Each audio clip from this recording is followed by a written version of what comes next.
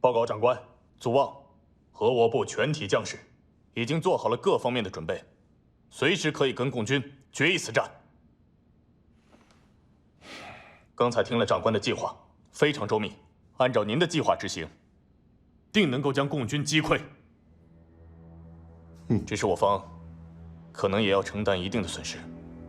共军绝非砧板上的鱼肉，他们的战斗力很强，尤其是您提到的李志信。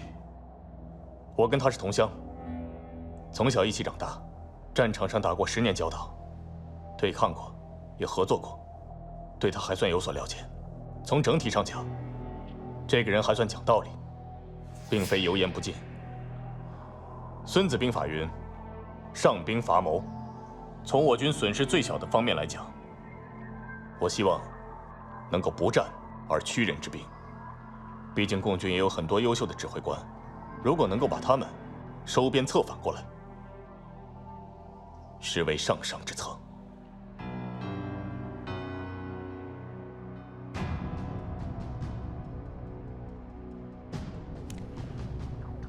这个时候收编策反他们，小乔，你有何高见？这个时候我都是参谋部的闲职了，还是少说2句吧。最后，不都在长官您定夺吗？好，潘师长，那你就试试看，能不能策反他们。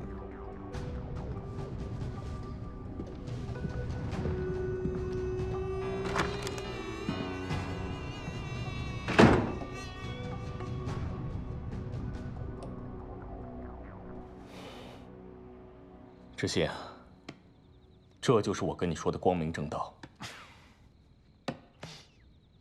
你三思啊。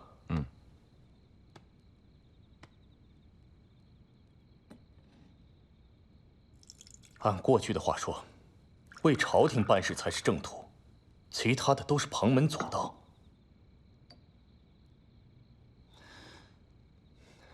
那林冲是大英雄吧？其实他内心想的都是归顺朝廷，封妻印子，那是因为有奸人所害才把他逼上梁山的。你说那是宋江？你要明白我现在在说什么。现在对你来讲是最好的机会，又没有奸人害你。那个梁威已经上了军事法庭，进了监狱。你现在是战功累累，如果加入国军，那国军是如虎添翼，至少也给你个将军的军衔。我打了这么多年仗，到现在我才配上将军的尖花。谢谢啊，谢谢你这么为我考虑。但是姐夫，你可能不太知道我想要什么。哎，我就像是你说的，你看这么多年了，我从一个小伢子到今天的游击大队大队长，我这一路过来，说句实话，我还真没想过啥加官进爵呀、高官厚禄的。我这么多年只有一个想法，这个想法就是，我希望我们能够拥有一个新中国，一个不受外国人欺负的新中国。国民政府的目标跟你是一样的，谁不想要一个崭新的新中国呢？你看前段时间，咱们一起消灭了嵯峨的联队，你那是名声大振呢。我在战报里着重强调了你的英勇战绩和赫赫战功，上峰对你十分赏识。知信，你还年轻，前途无量，不要那么固执。这些年咱们一起打日本人，你也用过国军的武器，你也和国军一起配合过，你应该知道国共之间实力的差距。这未来如果真上了战场的话，结果也可想而知。我知道你说的都对，我们共产党确实没有你们那么好的武器装备，我们的部队也不如你们多，但是我们有一条是你们没有的：人民。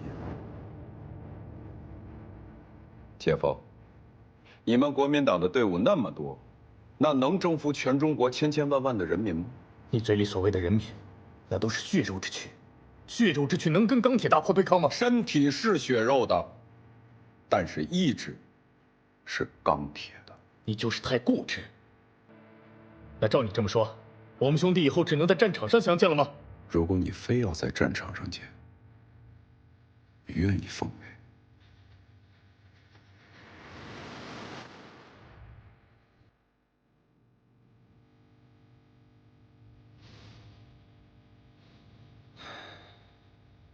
姐夫，说到现在，我也想劝你一句。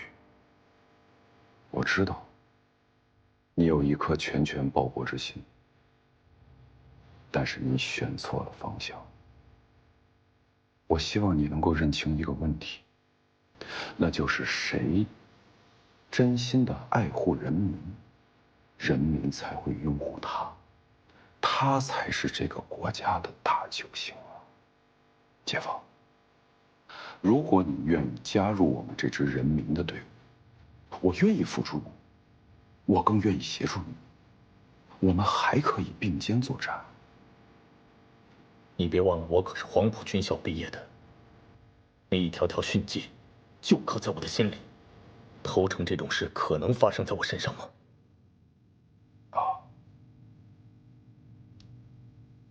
那这杯酒，就是咱哥俩喝的最后一杯了。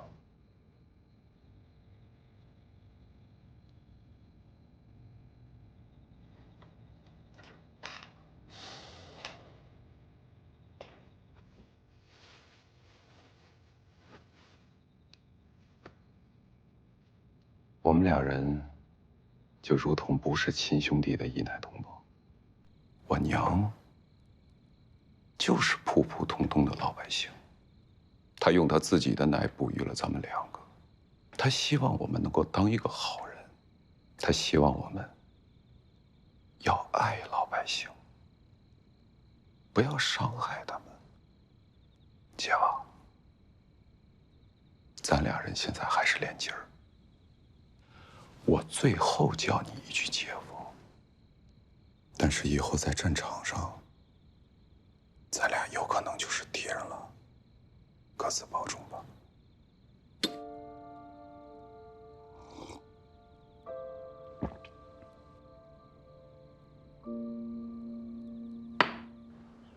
和共军的谈判，双方差距太大，无法达成一致，再谈下去也没什么意义了。你马上派人，先把何新生抓起来。是。不过，怎么了？抓共产党的谈判代表，是不是得有过硬的理由啊？否则，不利于政治影响。随便找个理由就行，先把人抓起来再说。政治影响，那是以后的事。是。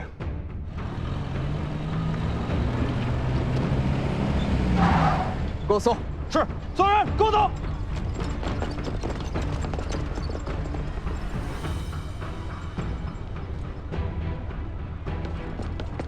报告，什么都没有，人跑了。撤！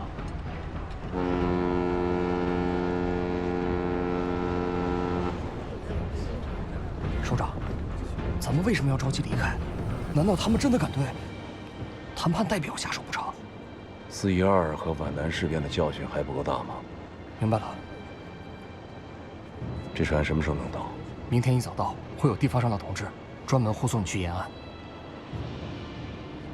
各位大叔，现在的情况是仗随时可能打起来，所以咱们根据地的乡亲们一定要做好随时转移的准备。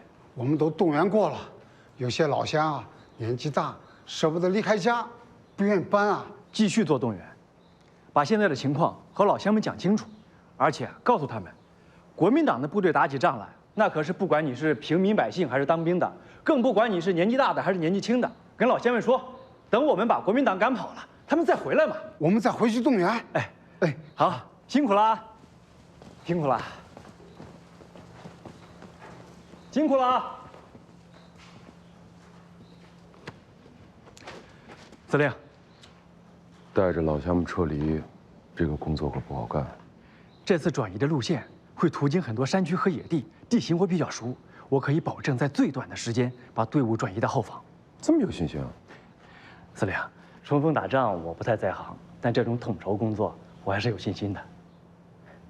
司令，喜梅在信里经常取笑我，说我这么多年的兵是白当了，没见我做出过什么实事来。这次我要给他证明一回。好，好好干。需要啥人力物力就跟我说，我肯定支持。谢谢司令，等着你平安归来啊！我去了。报告司令员，您的信。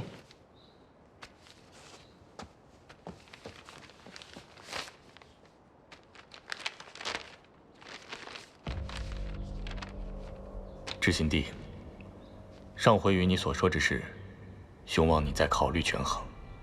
虽重庆尚在和谈，但兄认为，眼下和平不过是两党碍于国际目光而暂时的克制忍让。我军已做好了完全准备，一旦开战，加之美方的军事援助，贵军免不了再受围剿之苦。兄知你一片赤诚之心，但仍望帝能认清现实形势之严峻，与兄再好好谈一次。盼回信，兄祖望。交给政委归档。是。来，看，怎么样？呀，这么大，满意吗？哎呦，政委、知信，你说你们俩都是领导，亲手为我搭待产室，这我哪担待得起啊？这是咱们部队所有同志的盼望啊！一定要让你顺利的把孩子生下来啊，让你们母子一定平安，这是任务。千全，到时候我把这个医疗室里的那些医疗器材啊，往这一摆啊，你就踏踏实实在这住，都效果多了啊！放心，来，坐，慢点。没事儿。委屈你了，向全。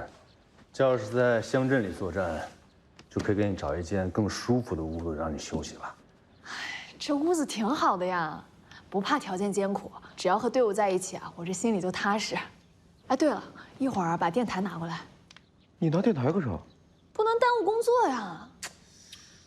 哎呀，向全，你挺个大肚子，劝你休息你又不肯，这么高强度的工作，你哪受得了啊？没啥受不了的，政委，收发报也不费体力，没事儿。你看人家乡下的女人，那都快生了，还在地里干农活呢，没那么娇气啊！那我去看看工事修的怎么样。好。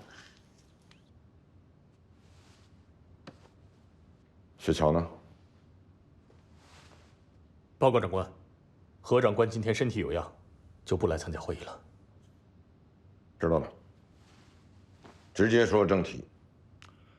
上峰批准了我们的作战计划，并且下达了战斗命令。我军要在湖北的大部分地区形成有层级、有梯度的包围圈，利用兵力上的绝对优势，收缩压迫，包围消灭共军。我们这个对手是游击战的高手，经过抗战的锻炼，经验丰富，士气高涨，和老百姓关系密切，所以大家万万不能轻敌，一定要稳扎稳打，步步为营。就像那个李知信，他最擅长的就是玩猫鼠游戏，连鬼子都被他玩得团团转，头疼不已，且拿他没有办法。但是这次，我们绝不会再给李知信玩猫鼠游戏的机会了，把李知信彻底消灭掉。明白。下面，我布置一下具体任务。潘师长，到。你和李知信交手多年，对付李知信来说，应该是知己知彼。这次就由你带兵，围剿李知信的部队。是。刘将军，到。兵马未动，粮草先行。你务必首先保证潘师长这个师粮草和物资的供应，把最好的美式车辆、武器辎重先调给他们用。子望，你有什么需要，尽管跟刘将军提要求。刘将军，请你务必满足他的要求，一定要优先保证先锋部队的供给。子望，你要记住，你是先锋官，一定要打出个看门彩来。是。这是我们最新破译的《敌军一电》。老蒋已经密电，指挥郑州绥署及武汉行辕第6绥靖区于22日之前对我军形成包围态势，欲速歼我军，并占领宣化店，实施攻击。我听说你今天晚上要动身去宣化店啊？没错，我要给他老蒋来个将计就计，我要让他们以为我们对他们的阴谋毫不知情，疏于防范，以便于我军秘密向西突围，完成战略转移。目前呢，9个游击纵队都在严阵以待，等候中央的命令，随时配合中央解放区的突围行动。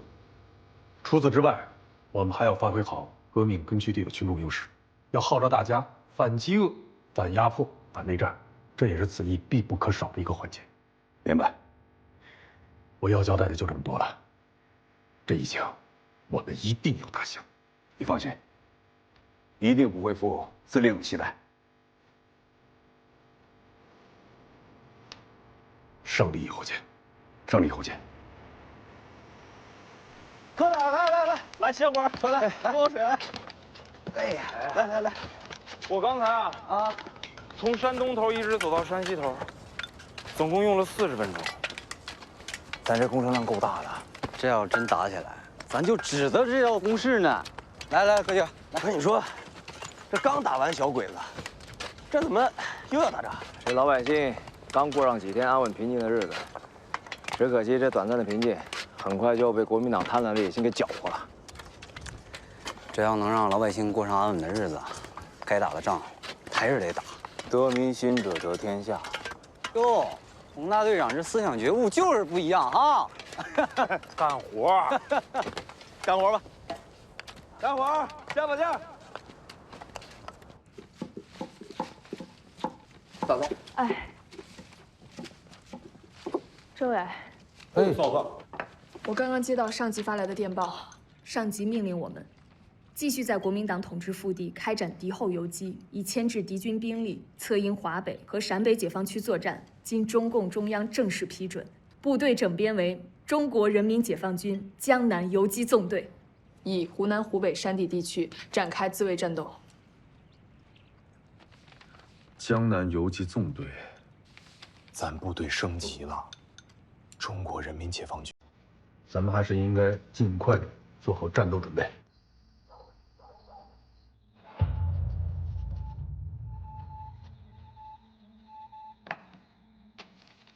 哎，志信，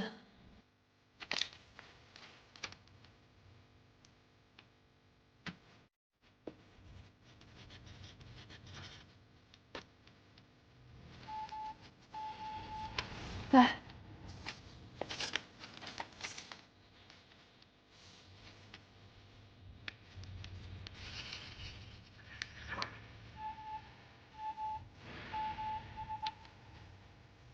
知县，政委，项群正在接收上级的来电，上级把国民党队伍的位置全给我们指出来了，我在地图上也标出来了。政委，请看一眼。您看看，它像个啥？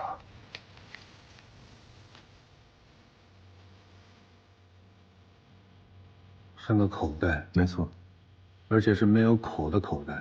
对。陈木清这次围剿，还真是包围的围呀！志信，你看，敌军指挥官是37师的师长谭祖王。老对手也是老朋友了，又碰上了。不是冤家不聚头啊！而且他们拿的一定全都是美式装备。哎，小曲，走。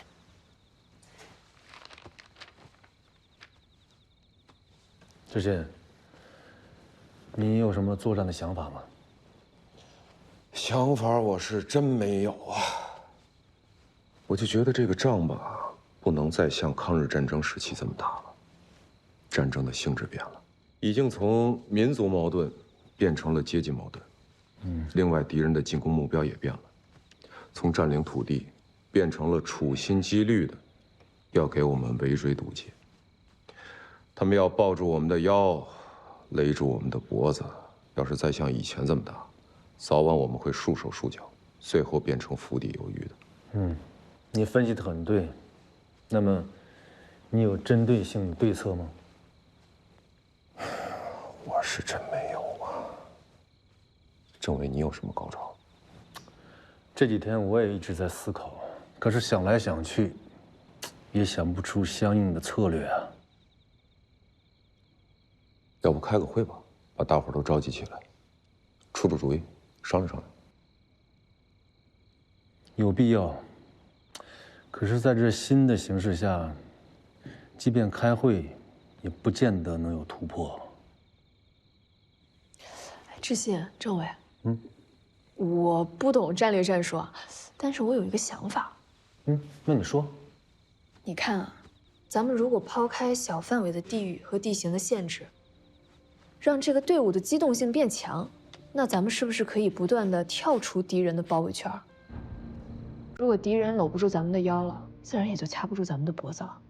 抛开小范围的地形地势限制，让咱们的部队更机动、更灵活，哎，是个好办法。向全，你以后可不要说不会打仗了啊！根据地干部培训班毕业的高材生，不可以这么谦虚啊！不断的跳出敌人的包围圈，在包围圈的内线和外线之间跳跃，寻找敌人最薄弱的地方进行歼灭战。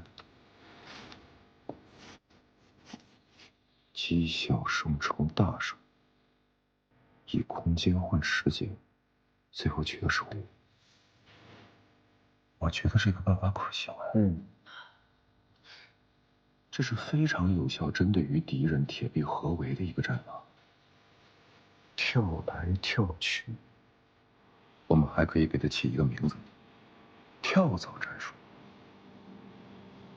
而且咱们现在有收发报机，最先进的通讯工具啊，这样国民党部队的位置咱们就可以随时掌握了，咱们的主动权就可以最大化的握在自己的手里。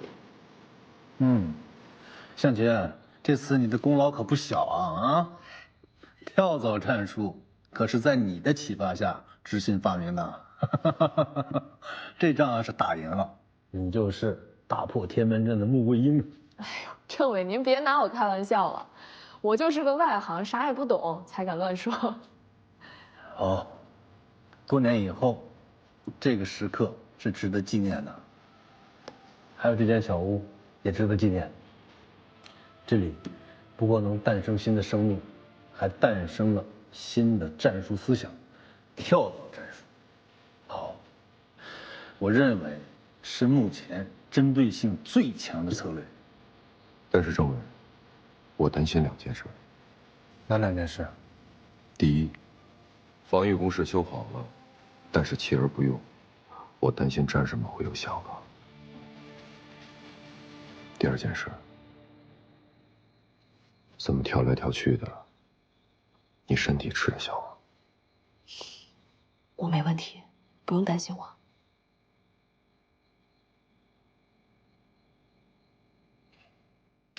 这天天修工事，哎呀，这啥时候是个头啊？也不打仗啊。平时多流汗，战时少流血。功夫没有白费的。你看咱这工事修的，这苏联人防德国人也就这水准了吧？同志们，辛苦了！政委，政委，哎呦，你咋来了？你们辛苦了。来，咱们今天在这儿开一个碰头会。啊，有仗要打了。今天我来是代表李知信司令员向大家宣布，为了能更灵活地歼灭国民党，跳出包围圈，江南纵队将会采取跳蚤战术的打法。跳蚤这个战术已经得到了上级领导的认可，所以咱们江南纵队很快就要整装出发。啊？刚停下来，又要去打游击吗？这在有相对安全的自卫战术情况下，这行军打仗是一种冒险啊。是这样的，政委啊，我们跟附近根据地这些老百姓啊，已经相处得很熟了，而且感情特别好。再加上我们对这个附近的地形又很了解，所以是不是在这附近作战，这把握大点啊？就是，你看我们现在有了一些重型武器，突然让我们打游击，这相当于我们这个战壕白修了。对啊，对。是啊，同志们说的都有道理啊。修的这么好的工事，又费了同志们这么大的力气，就这么放弃了，我也心疼啊。可是，地盘儿不是咱们跟国民党争夺的实质根本，大家不要被以往的思维所禁锢啊。这场战争虽然我们是为了自卫而打，但更是为了老百姓能过上安稳的日子，对不对啊？不论咱们走到哪里，老百姓只要听说是咱共产党的队伍，那没有不欢迎的。所以，什么才是最坚固的防线？什么才是最牢固的后盾？是拥戴咱们共产党的老百姓。此次战斗将检验跳蚤战术，相信最终的胜利一定会属于我们，所以大家一定要有信心。我同意。如果同志们有不同的想法，我认为可以保留意见。这是上级同意的纵队命令，军令如山。既然决定了，大家要齐心协力，劲儿往一处使才行。陈总，上级的为指示啊，我同意。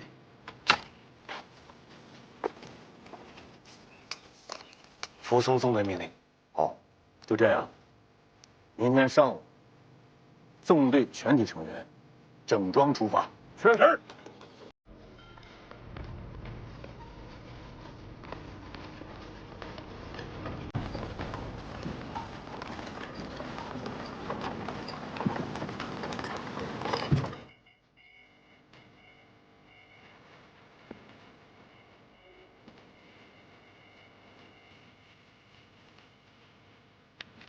来，师长。政委，哎，等等，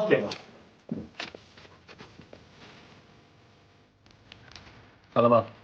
国民党一支主力部队将在3日后抵达木兰乡进行休整和补给，他们将事先派出一支便衣侦察队勘察路线。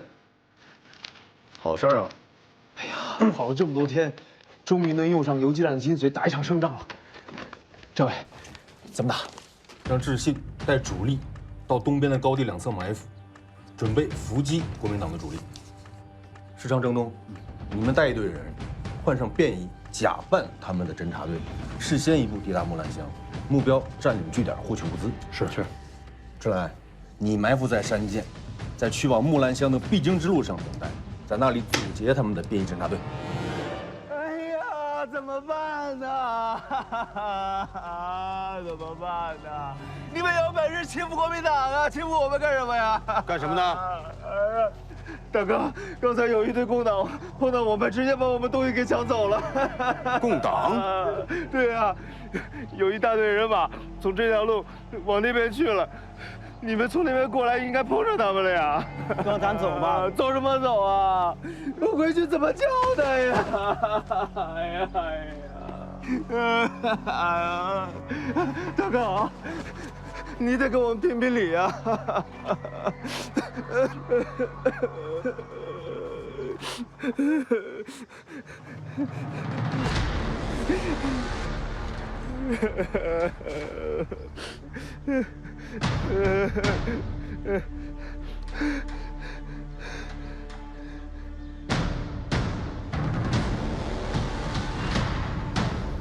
拿下！别动！别动！别过来！别动！过来我就杀了他！别开枪！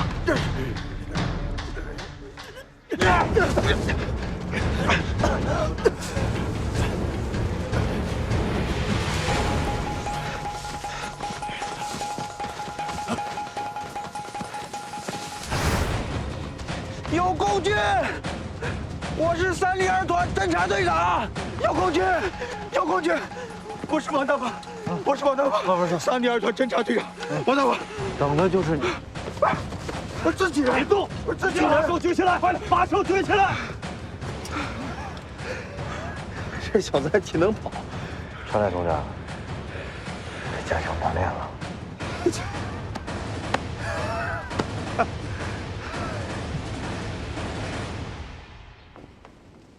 这个国民党的侦察队长交代，他们的据点里有大量的物资，武器弹药多得很，全是美式装备。好，都拉咱部队来。是。看来国民党还真是咱们的运输大队长啊！除了大量装备，还有好多酒水，一箱一箱的美制威士忌。酒水嘛，就不要了，留给他们喝吧。喝得越晕头转向越好。政委，我有一个想法，我们给敌人来一招鸿门宴怎么样？鸿门宴，力战不如智取。我们可以派一队人，假扮成敌人的招待人员，把这些酒都摆在桌面上，等他们喝得晕晕乎乎的时候，我们生擒活捉。好主意。李司令啊，我给你汇报一个喜讯呀，咱们江南纵队啊，没费一枪一弹就俘虏了一支国民党的军需队。快说说怎么回事？是这样，他们呢是先抓了一个国民党的侦察队长，然后套出了他们军需先遣队的情况，又使了一招请君入瓮，俘虏了全部人员，缴获了全部的武器。我跟你说，一水的美式装备。一群饭桶废物，伤亡数字为0，被俘数字100%，完全是战场上的笑话，滑天下之大稽，不放一枪一弹，全部缴械投降，难怪被共党叫运输队长。李司令，这次是不是得给知信他们立上一功啊？这个功必须给，而且还得给国民党发个奖。他们这个运输大队啊，干得不错。我觉得就算了吧。你要真给国民党发这个奖啊，那老蒋又得摔杯子了。马上给湖南、湖北境内所有部队发报，全面加强戒备。咱也不能出现这种笑话了。是。打共产党出师不利，关键的原因是潘祖望指挥不力。当初打日本人，他是用心用力；现在剿共，他是既不用心，也不用力，枉费了我对他的栽培，辜负了党国的期望啊！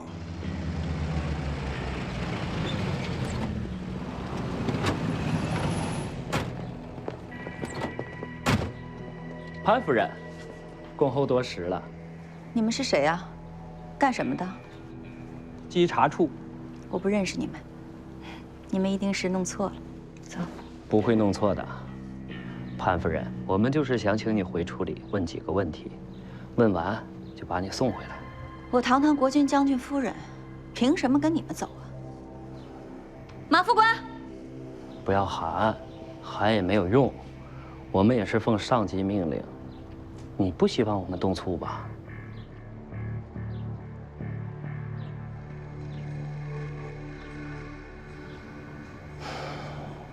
好，我一个人跟你们去。我先把儿子送回去。不用了，问完问题把你们一起送回来，带走。哎，干什么？放手！宗佑，你们放开他！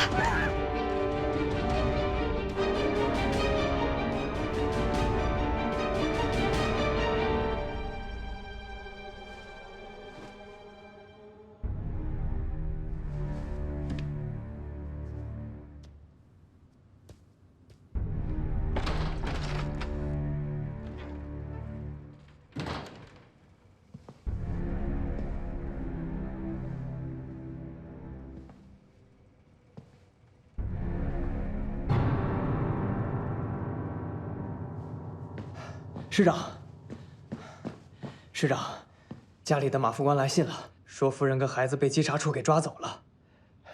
我已经知道了，是梁伟干的。什么？我现在是稽查处少校组长，跟你们家潘祖望没法比啊。人家现在已经是将军了，而我还只是个少校，我俩这距离啊是越拉越远了。梁少校，你跟我们家祖望以前也算是同事，总有些老交情吧？你这把我们娘俩抓过来，你什么意思啊？怎么能叫抓呢？是把你们请过来。哎，刚才嫂子，你说我和潘祖旺是多年的同事不假，抗战胜利以后，他升官了，我却成了阶下囚。他以为他就胜利了，永远可以把我踩在脚下了。我实话告诉你，这个棋局刚刚开始，远远没有结束的。陈长官给我来电报，说向荣有通共嫌疑，被稽查处带走调查，还给我下命令，必须全歼李志信部，在战场上以实际行动证明自己的清白和对党国的忠诚。这也是在警告我，如果我拿不下李志信，就变相坐实了向荣通共的罪名，会严重波及到我。师长，那您又是怎么知道是两位搞的鬼呢？我稽查处的同学告诉我，两位被提前释放了。我从牢里出来了，成了稽查处的人。哎，权力不是很大，但正好管着监察，专职查办军官通共的案件。我们可没有通共，我们家祖旺现在还在作战一线，冲锋陷阵呢。真不知道你抓我来干什么。今天请你过来啊，我就想问几个问题，只要你回答清楚了，我就派人送你回去。什么问题？赶紧问。在长官的太太圈里，你四处活动，都搜集了哪些国军的情报？又是怎么传递给共军的？胡说八道！我妹妹是共产党，但是我从来没给她传过任何情报。看来你是不想说实话了。我想到他出来会报复我，但没想到来得这么快。师长，我认为梁威暗中使坏是一方面，另一方面，上级把您的家人当成人质，是想让您抓紧剿共，所以当务之急，咱们得赶紧想办法把夫人跟孩子给救出来啊！这个事儿急不了，你不了解稽查处，进了稽查处就没那么容易出来了。况且还有两位从中作梗。在前线，你是不是去过共军的营地，见过你妹妹和你妹夫啊？抗战胜利前后，潘祖旺和那个共军的李志信有过多次的秘密会面。你真以为我们稽查处是吃素的？你这是欲加之罪，何患无辞？前一阵我的确去见了我妹妹和我妹夫，而且还跟他们在一起待了好几天呢。不过我们之间根本就没有传递什么情报，我们只是聊聊家常，叙叙亲情。这违反了哪条军规？犯了哪条国法了？你身为将军的夫人，我要没有确凿的证据，怎么会请你来这里啊？看看，这是什么？在你家搜到的呀。这是密码本，是潘祖旺与共军联络的铁证，也验证了我一直以来的疑惑呀。有了这个，我就可以定他的罪，送他上军事法庭。我觉得现在夫人和孩子的安全，暂时不必那么担心，就是不能一直被这么关着。师长，要不然咱们从战场上打开局面。打开局面谈何容易？抛开我们对面是李志信和邓向群不说，他们手里还有我们那么多兄弟，投鼠忌器，让我怎么打？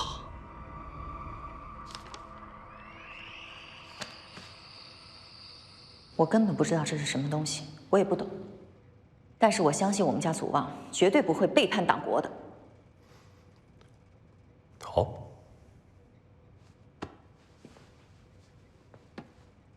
看来嫂子是一个字儿都不想吐露了。我什么都不知道，你让我说什么？我总不能瞎编吧？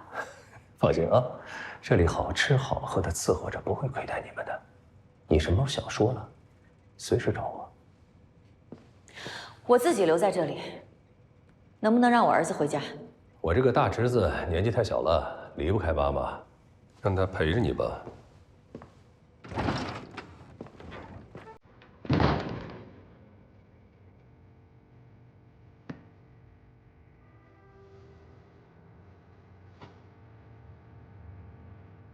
你说向荣和潘祖旺他们会去通共产党吗？通什么共产党啊？他们是亲戚，备不住会有个来往，这就要通共啊，小题大做。就说那邓向荣搜集传递情报吧，真是笑话，那有什么情报可传递的？真是，就是，这就是迫害，欲加之罪，何患无辞？哦，那这种莫须有的罪名，说给人家加上就可以加上的？明白人一看就清楚，这是梁威要公报私仇，陈木青就想借这件事儿来要挟潘祖旺。咱们现在又是走到这种两难境地了。你说要打吧，又不一定能打得过；不打吧，又不行。更何况，现在还牵扯上了夫人跟孩子，这国共之战，怎么打着打着，就变成您一家人的战争了呢？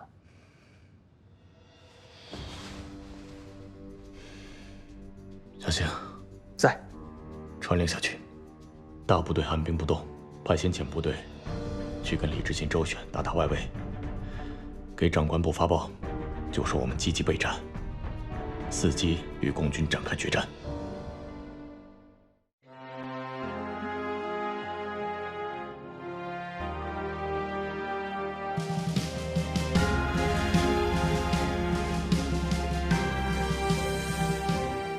火焰燃烧在心上，哽咽的信念一如钢。那一声霹雳的回响，是信仰在撞击前方。何惧透露几道墙，朴素的情感也担当。这一声真挚的呐喊，是正义在人间绽放。谁曾遗忘母亲的脸庞？好儿女怎让善恶被闯？谁曾遗忘苦难的悲凉？抱着岁月中迸发着力量。谁曾遗忘停止的脊梁？热血的汉字功勋沙场。谁曾遗忘追逐的梦想？英雄之路总洋溢着荣光。谁曾遗忘停止的脊梁？热血的汉字功勋沙场。谁曾遗忘追逐的梦想？英雄之路总洋溢着荣光。